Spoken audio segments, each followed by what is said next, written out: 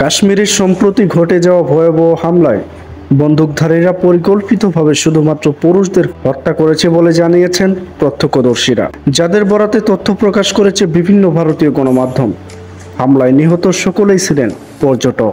ভারত নিয়ন্ত্রিত কাশ্মীরের পেহেলগাম এলাকায় এই হামলার লক্ষ্যবস্তু ছিল পর্যটকরাই। প্রতিবেদনে বলা হয়েছে, হামলাকারীরা নারী পর্যটকদের কোনো ক্ষতি না করে কেবল পুরুষদেরকেই টার্গেট করেছে, যা নিয়ে তৈরি হয়েছে নানা প্রশ্ন ও রহস্য।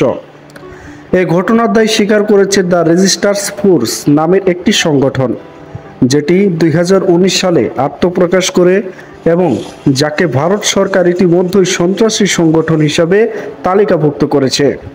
তবে সংগঠনটি খুব একটা পরিচিত নয়। হামলার পর কাশ্মীরে আতঙ্ক বিরাজ করছে এবং নিরাপত্তা পরিস্থিতি থমথমে।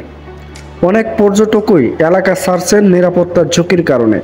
নিহতদের মধ্যে দুজন বিদেশি নাগরিক রয়েছেন, একজন নেপালের এবং অন্যজন সংযুক্ত আরব আমিরাতের।